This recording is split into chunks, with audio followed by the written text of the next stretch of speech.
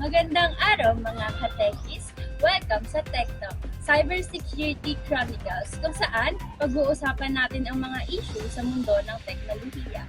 Ako nga po pala si Leonet. Hi mga katekis, Edward here.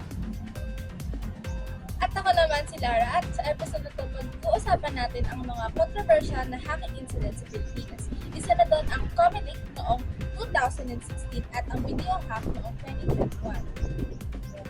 Today, makakausap natin ang isa sa mga cybersecurity experts na si Ms. Nicole at nandito rin si Ms. Safa na isang data privacy advocate. At ang ating guest of today na Ms. Juliana, isa sa mga apektado sa mga issue na tatalakayan natin for today's video. Grabe naman pala mga partners! So ano pang hinihintay natin? I-welcome na natin sila. Hi po sa inyo! Welcome po sa Tech Talk! Hi! Magandang araw po. And first of all, I'm honored na maging part ng episode na to, and I've been working in cybersecurity for almost 15 years now. And I'm so excited sa magiging talk natin for today. Hello po, good day everyone. I am Safa and I am looking forward sa mga magiging gaganapan natin today. I have been advocating for data privacy since I was in college, so it's a big deal for me to spread knowledge and awareness regarding this. Hello everyone, I'm Juliana and I'm here to share my experience naman. Simulan natin sa Comelec. Ms. Nicole, pwede mo ba kaming bigyan ng short background tungkol dito? Sure.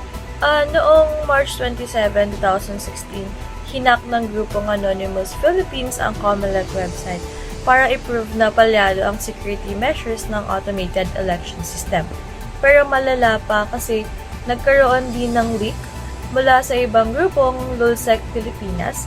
Inilabas nila online ang buong database ng Comelec, kaya nalantad ang personal na information ng halos 55 million registered voters, and including na rin yung passport numbers ng 1.3 million OFW voters. Marami ang natakot at nagtaka kung paano nangyari yun.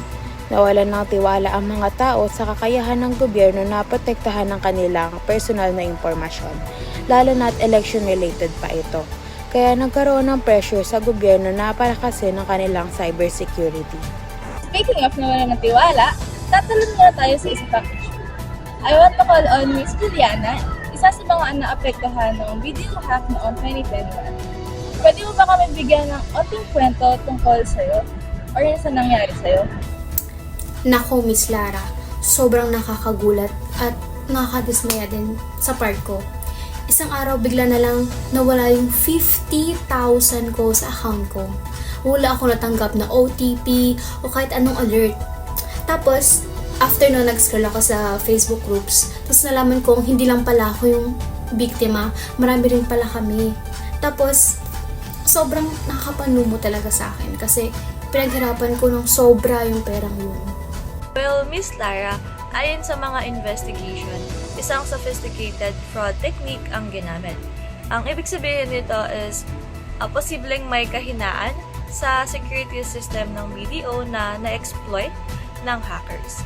And lumabas din sa investigasyon na ginamit nila ang mga Union Bank accounts pambili ng Bitcoin at para i-launder yung pera.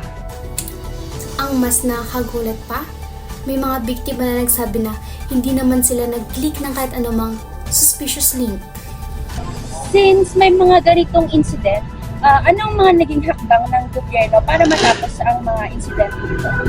Sa isyong Comelec, pinarusahan ng National Privacy Commission ang Comelec dahil sa paglabag sa Data Privacy Act of 2012. Sa BDO hack naman, nakipag-ugnayan ng Bangko Sentral ng Pilipinas sa BDO at Union Bank at may mga na-freeze na accounts. Pero may issue rin kasi bago mabayaran ang mga biktima, pinapirmahan muna sila ng quitclaim.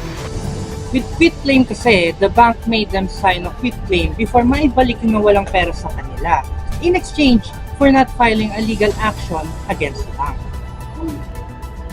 Ang dami dapat ayusin sa ating bansa when you think about it. Kasi parang ang hina pa rin ng ating bansa when it comes to cybersecurity. kailangan talagang mag-invest ng mga institution sa mas malalim na cybersecurity measures. Pangalawa, dapat mas maging aware din tayo bilang mga users. Huwag basta-bastang magkiklik ng link at palaging i-enable ang multi-factor authentication.